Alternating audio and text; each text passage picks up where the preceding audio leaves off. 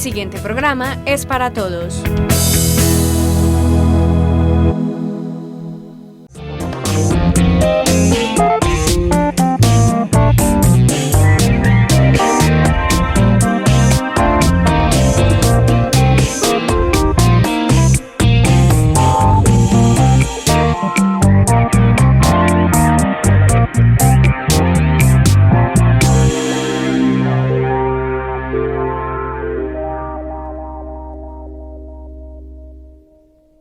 Un cordial saludo para ustedes televidentes que a esta hora se conectan con esta nueva emisión de su programa Al Derecho, un espacio en el que hablamos de una manera fresca y clara de esos temas de índole legal que se presentan en nuestra cotidianidad.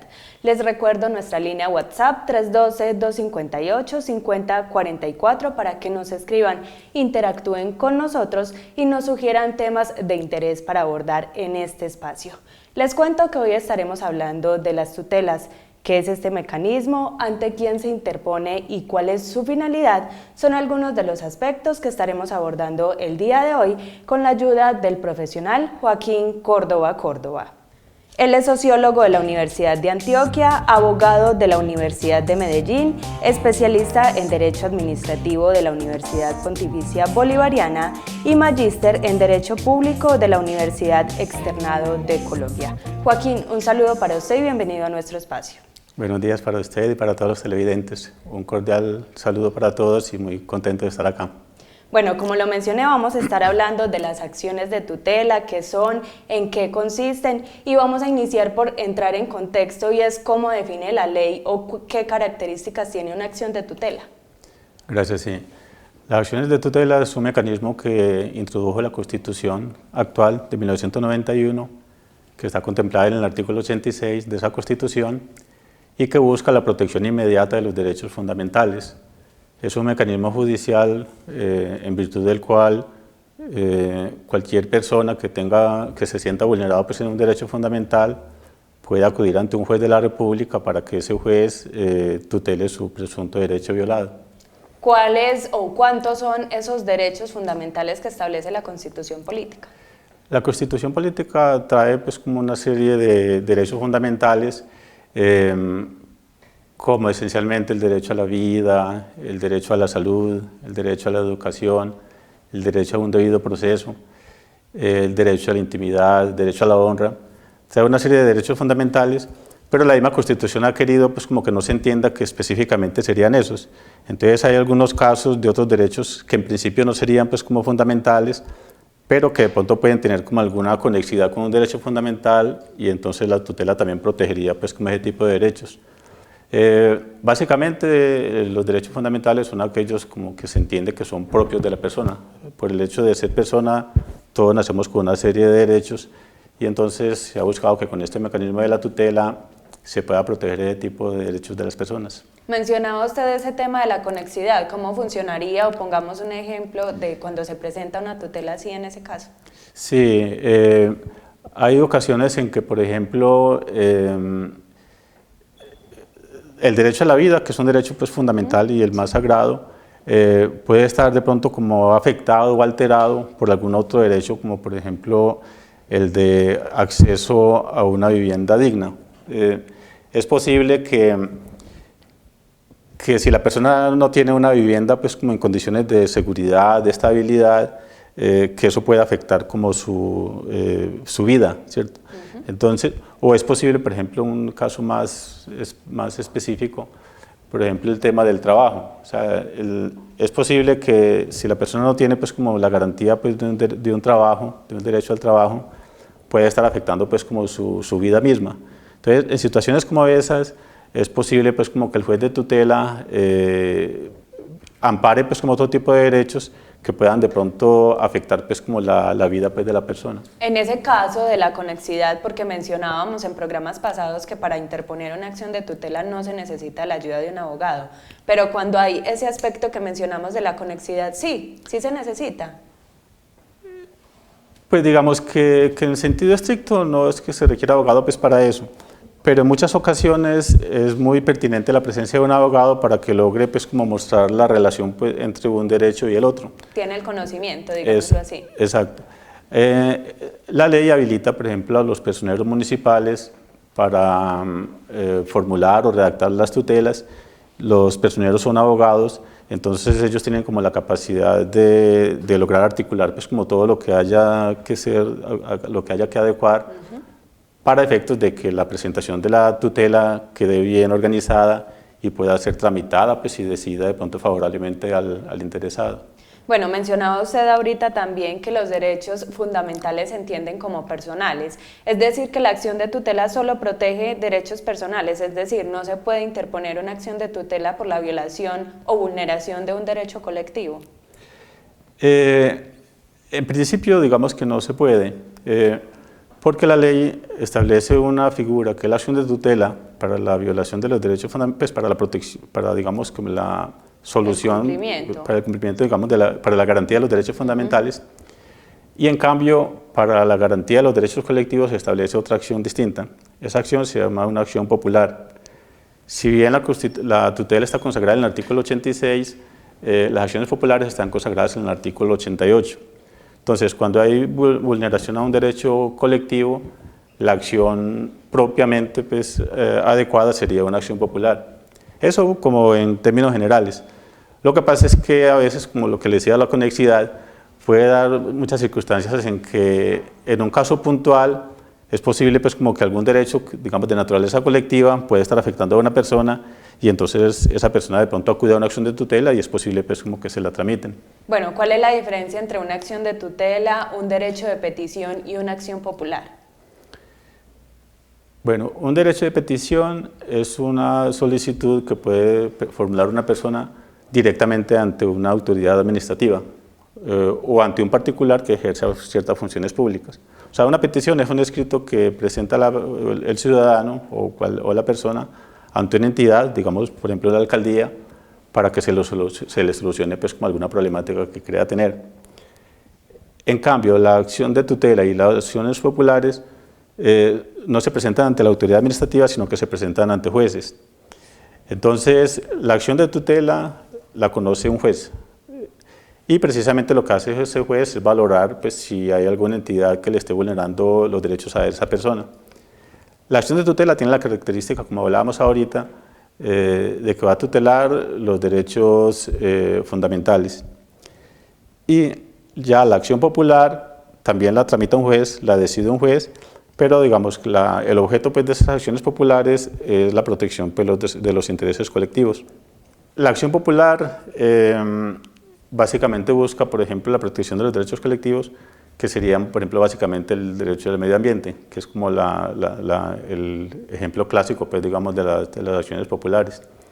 Pero hay, digamos, dentro de los intereses colectivos también hay una figura que es la moralidad administrativa. Ese, digamos, es como una especie, digamos, de las que se conocen en las acciones populares. Y puede pasar que por ejemplo, que un ciudadano es posible pues como que sienta vulnerado pues como la moralidad administrativa, pero que también eso le está afectando pues como su situación personal. Pues es posible que por algún acto de inmoralidad administrativa a ese ciudadano se le esté perjudicando en algo. Entonces, en casos como ese es donde uno piensa pues como que hay situaciones específicas en las que eventualmente un juez de tutela, digamos que ocasionalmente puede tramitar o darle, digamos, conocer de un derecho colectivo pues como a través de una figura de la tutela. Pero digamos que eso sería muy excepcional, ¿cierto? Lo normal es que si es un derecho fundamental se tramite por la vía de una acción de tutela y que si es un derecho colectivo se tramite por la vía de una acción popular. ¿Cuánto es el tiempo recomendable para presentar o instaurar una acción de tutela luego de que ese derecho fue vulnerado? Lo ideal es hacerlo lo más inmediatamente posible, porque de hecho lo que busca la tutela es proteger la posible vulneración de un derecho, de un perjuicio irremediable y grave. Entonces, la tutela se ha concebido pues, como para la solución de situaciones muy inmediatas. Entonces, normalmente no es razonable que una acción de tutela se presente muchos meses después de ocurrido el hecho, o muchos años después. Porque si me permite, en este caso, quería aclararle algo. La tutela es un mecanismo extra rápido, un mecanismo demasiado rápido, a diferencia de un proceso normal, ¿cierto? Un proceso ordinario normal se demora meses, se demora años, ¿cierto? Entonces, cuando la ley permite, pues como la figura de la tutela, lo que está buscando es que a esa persona que está siendo víctima pues, de una violación de su derecho, que se le pueda dar un trámite muy inmediato, muy preferente, pues muy extra rápido, para que se le solucione muy inmediatamente su situación, digamos, de emergencia. O sea que siempre hay una respuesta, no hay casos en los que nunca se dicte el fallo. Siempre hay una respuesta y de hecho el juez tiene la obligación y la cumplen, pues aquí en el país siempre las tutelas se cumplen. Hay un término de 10 días hábiles para proferir el fallo de primera instancia. Okay. Los jueces, absolutamente todos en el país, cumplen ese término. Es un término pues como que, no se desatiende pues nunca. Y el juez tiene pues como esa responsabilidad pues de fallar en ese término. Incluso si el juez no falla dentro de los términos, también podría haberse abocado a una investigación de carácter disciplinario. ¿Se puede presentar una acción de tutela contra particulares? O sea, ¿contra qué tipos de personas se puede presentar? Inicialmente la ley está, pues, la tutela está prevista pues como contra entidades públicas, ¿cierto? Pero ocasionalmente podría presentarse contra particulares en ciertos eventos muy específicos. Por ejemplo, cuando ese particular presta un servicio público, diga usted por ejemplo de salud, de educación, o algún servicio, digamos, o de transporte, por ejemplo. Entonces, cuando ese particular está prestando un servicio público, ahí la ley permitiría que se pueda interponer una acción de tutela pues, contra ese particular. Ese es como el caso más normal de tutela contra particulares. Pero también podría darse, por ejemplo, en el caso de que ese particular tenga una situación de subordinación, o sea, que el que está, digamos, que sintiendo su derecho vulnerado, esté en condición de subordinación frente a esa persona, ¿cierto? En casos como ese, el particular, digamos, que podría estar sujeto pues, como a una acción de tutela. ¿Funciona entonces para los empleados? ¿Es algo así? Sí, como en esa situación. Bueno, Joaquín, vamos a hacer una pausa. ¿Tiene algo más que agregar? Sí, quería como aclarar que de todas maneras lo normal que debe existir pues, como el derecho son las acciones ordinarias normales. O sea, la tutela no debe ser como el mecanismo pues, al que acude la gente pues, así directamente, como de primera mano, sino que la tutela es como un mecanismo excepcional. Un recurso que se tiene ahí, digamos así. Como un recurso, digamos, de alguna manera último, ¿cierto? En este país se nos ha ido volviendo así como lo primero. O sea, cuando la gente tiene como alguna problemática, acude pues inmediatamente a la tutela. Y en el sentido técnico no debería ser así. O sea, lo normal que debe hacer una persona es acudir pues como a los procedimientos ordinarios. Pero la tutela tiene una ventaja y es que normalmente va a pretender solucionar una situación inminente.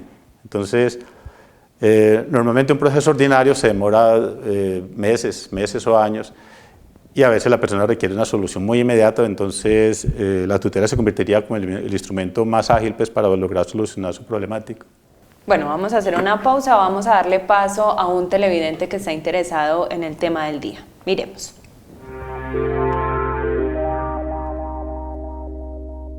Mi nombre es Andrés Juan Aguirre y la pregunta para el abogado es, ¿se puede interponer una tutela contra otra tutela?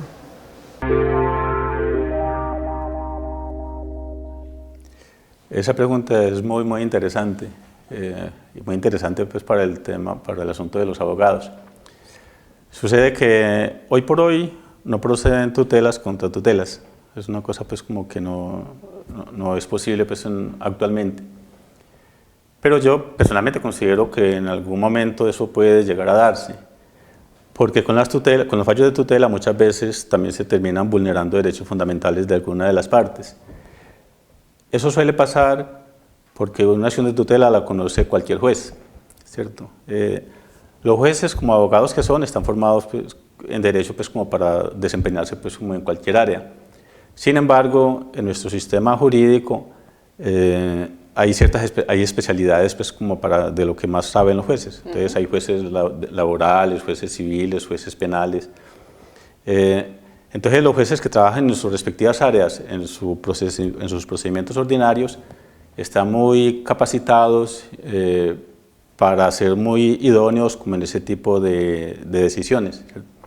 En cambio la tutela la puede conocer, digamos, en principio, pues cualquier juez de la República.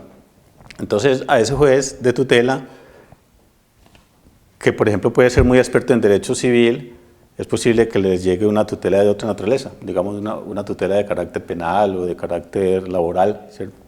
Entonces muchas veces el juez que está conociendo una tutela puede no tener como la formación jurídica suficiente o la formación, digamos, profesional suficiente para atender esa tutela.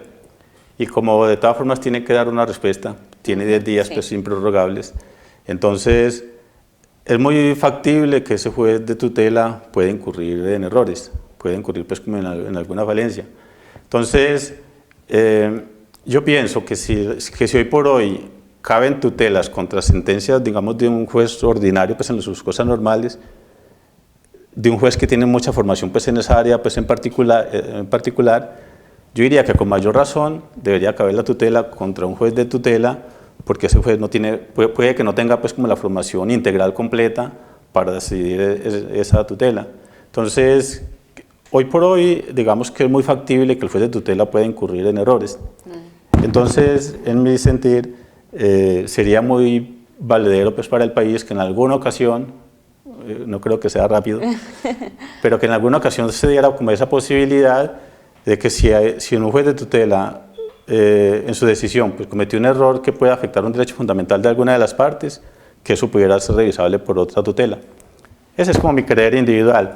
Pero hoy por hoy, digamos que por ahora no es posible pues como que procedan tutelas contra tutelas. Usted mencionaba ahorita la primera instancia, es decir, ¿existe la segunda instancia en este tema, las acciones de tutela? Sí, las tutelas, como casi todos los procedimientos en este país, tienen la posibilidad de segunda instancia.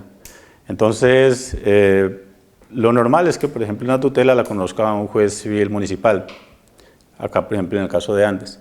Y entonces la segunda instancia la conocería el juez, digamos que el juez superior, el juez superior pues, digamos de ese juez. Y en la tutela se permite pues como que la parte digamos que no se vio favorecida con la decisión pueda acudir ante el superior para ver si es posible que el superior cambie pues, la decisión, la revoque o la reforme de alguna manera. ¿Y cómo se acude a esa segunda instancia? ¿Cuál es el trámite? Sí, el trámite que se estableció se llama impugnación de la tutela. Esa impugnación es más o menos apelación.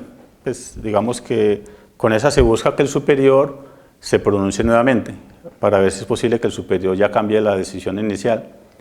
En la figura de la tutela se habla de impugnación, pues no se dice apelación propiamente. No sé si justifica pues, como diferenciar acá, pero así por encima le cuento.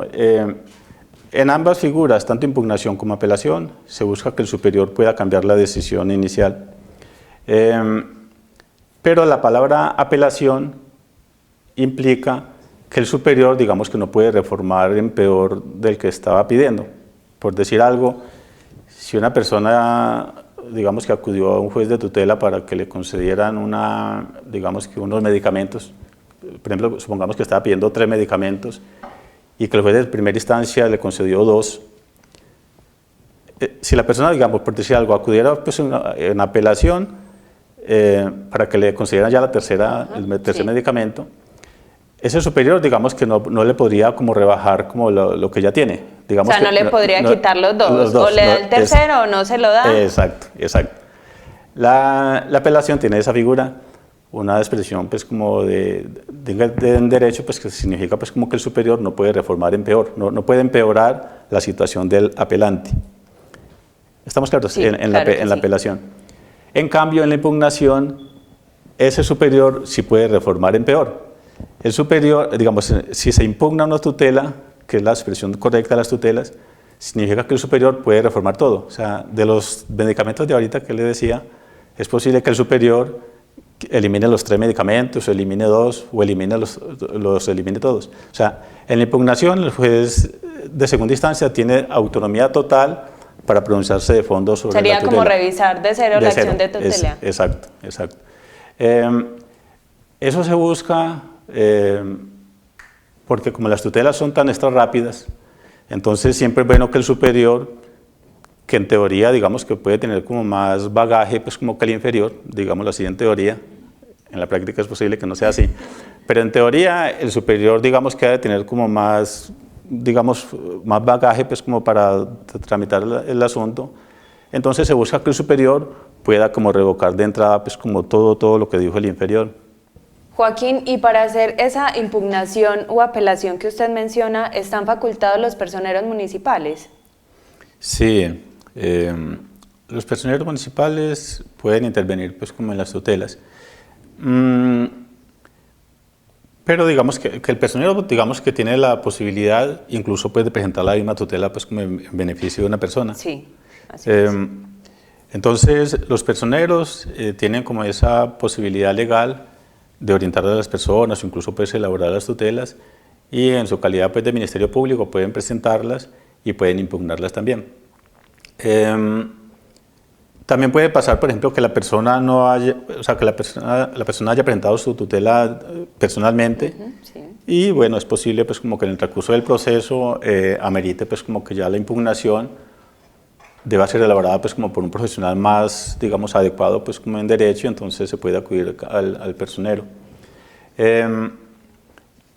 Normalmente cuando hay un proceso judicial se requiere un poder para que la persona que va a intervenir esté como facultado pues, para actuar en nombre del interesado.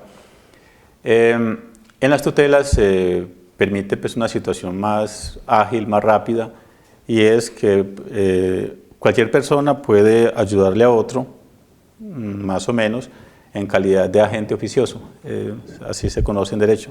Agente oficioso significa que la persona que le va a colaborar al otro le colabora así, pues, aún sin poder, e incluso aún sin ser abogado, sino porque tiene pues, como algún tipo como de cercanía con la persona y tiene pues, como mayor formación o mayor posibilidad. Por ejemplo, puede pasar que un paciente, digamos que esté pues, como en una condición bastante delicada y quiera presentar una tutela pues, para que le mejoren el servicio o algo así, es posible que su situación médica no le permita pues, actuar directamente. Entonces, algún pariente, digamos que pueda actuar como en beneficio de ese paciente y presentar la acción de tutela y en esa figura pues, de agente oficioso. ¿Y la tutela la firma ese pariente o la puede firmar cualquiera de los dos. Cualquiera de los dos. En materia de tutelas, digamos que la Constitución quiso que hubiera como mucho acceso de la persona pues, a la administración de justicia. Entonces, permite cosas como esas, o sea, que aún sin un poder, la persona pueda, o sea, que el agente oficioso pueda intervenir pues, como en favor de esa persona. Incluso también en las tutelas se busca mucha informalidad pues, como en los documentos, en las pruebas que haya que aportar, buscando pues, como que haya una mayor garantía pues, en la medida de lo posible pues, para quien está padeciendo la violación de su derecho fundamental. ¿Se deben aportar pruebas en las tutelas? Se deben aportar pruebas para evidenciar pues, como la situación que se está queriendo mostrar. Solo que las pruebas son, digamos que son un poquito más flexibles de lo que sería pues, un proceso ordinario normal. En un proceso ordinario normal, la ley tiene establecido una serie de formalidades, de requisitos, de técnica pues, para que la prueba sea válida. En cambio, en una acción de tutela, digamos que se permite mucha informalidad en las pruebas. Lo que se busca con las pruebas es mostrarle al juez que sí se está vulnerando el derecho. Se está vulnerando un derecho y digamos los hechos pues como que le sirven de sustento. Entonces es bueno que el accionante pueda presentar las pruebas de las que tenga. Y eso hace que el juez tenga mayores elementos de juicio para tomar la decisión que corresponda. Bueno, tenemos otro televidente interesado en este tema del día. Recordemos las acciones de tutela. Miremos qué tiene para preguntar. Soy Laura López Pimienta y la pregunta es, para presentar una tutela primero se debe presentar un derecho de petición. Con respecto a esa pregunta, yo diría que, o sea, que no es que la ley exija que previamente haya que presentar la petición, pues la ley digamos que no lo tiene establecido pues de esa manera. Sin embargo, es muy necesario hacerlo, porque a través de la petición ya la entidad presuntamente obligada pues, a respetar el derecho, con la petición la entidad se entera pues, de la existencia digamos, de esa posible vulneración.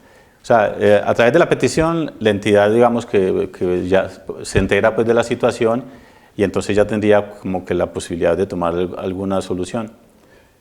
La petición es como el puente pues, para que la entidad se entere pues, de la problemática, porque muchas veces pues, la entidad ni siquiera sabe pues, digamos, de los padecimientos de la persona o de que tenga pues, como alguna dificultad. La entidad no tiene como forma normalmente pues, de enterarse de la situación pues, de la comunidad. Entonces la petición permite que ya la entidad se entere pues, de la situación y entonces si a partir de ahí aún así es renuente a la solución, entonces ya sería pues, como muy viable la tutela. Entonces la petición sirve como de instrumento pues, para que la entidad se entere y pueda tomar las decisiones correspondientes. Pero sería dependiendo del caso, porque mencionábamos ahora que se pueden instaurar ante entidades públicas, pero no es lo mismo yo hacer un derecho de petición ante una entidad pública que ante una EPS, por ejemplo, no funcionaría igual. Exacto, sí.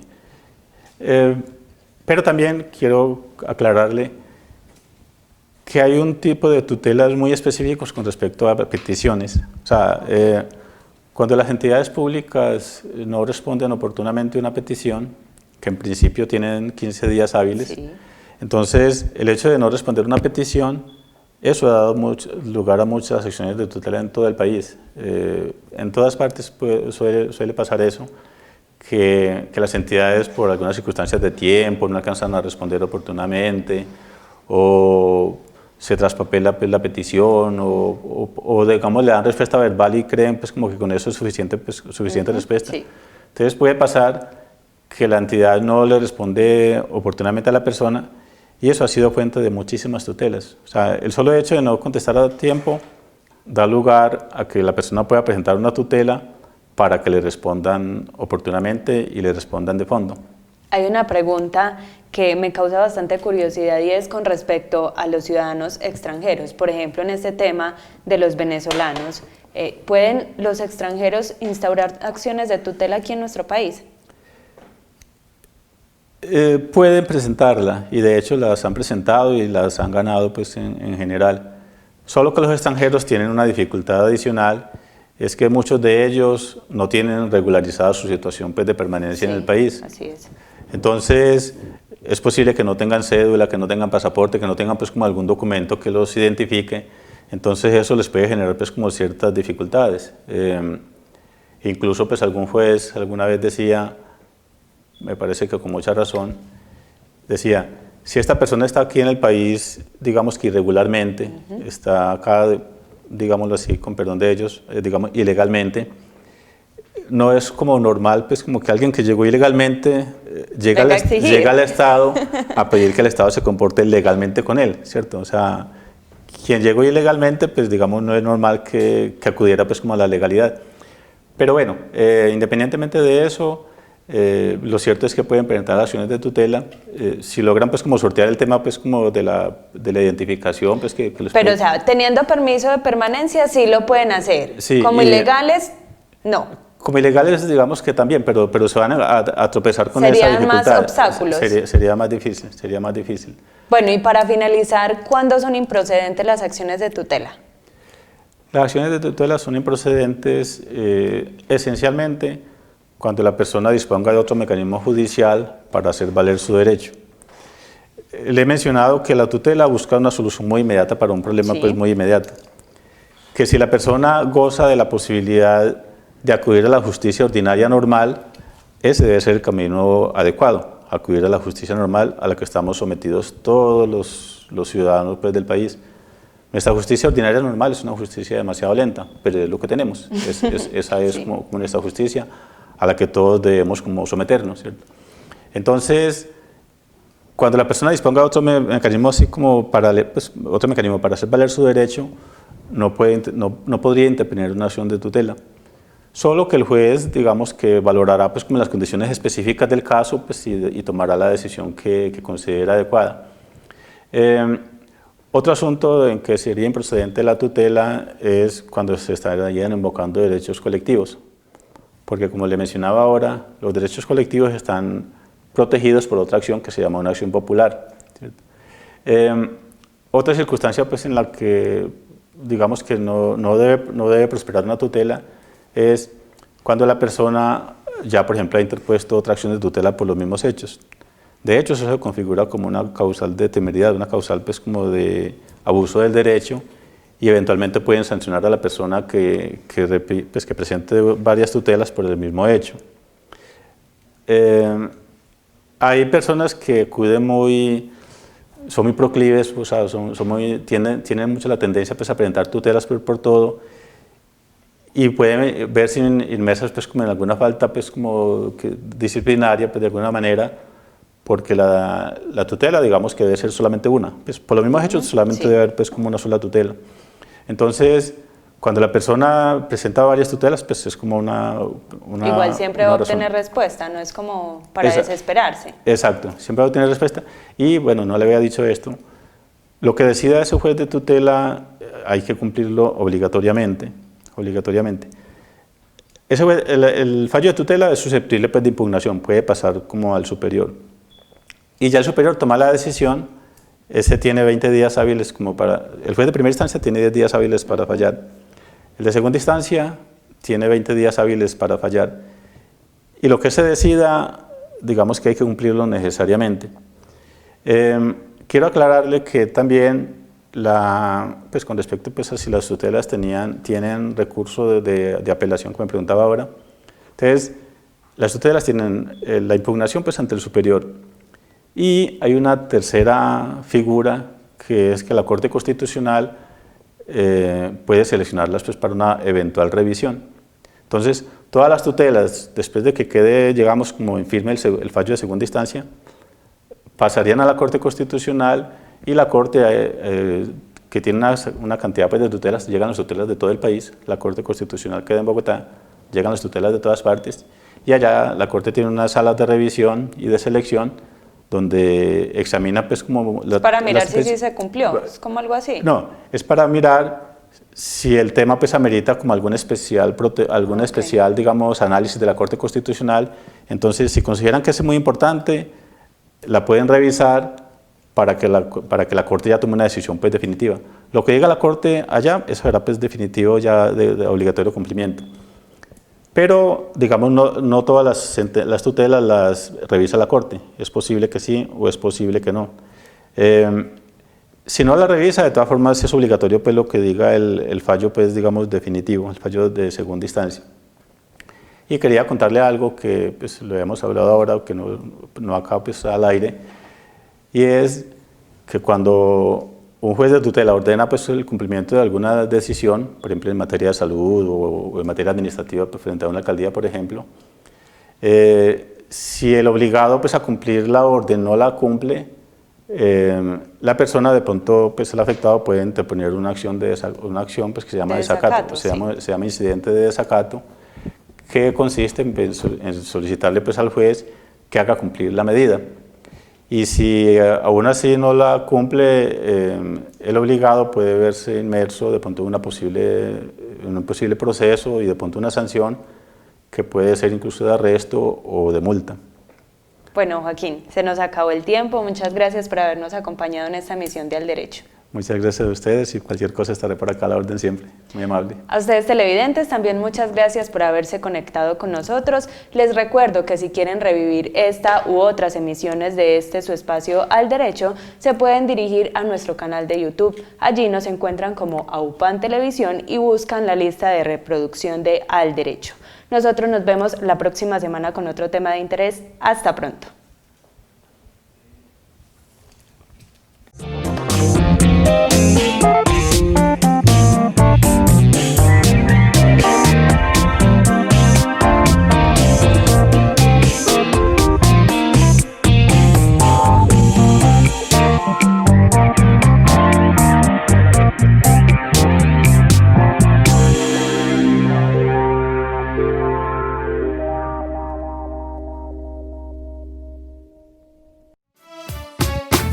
AUPAN, la televisión de los andinos.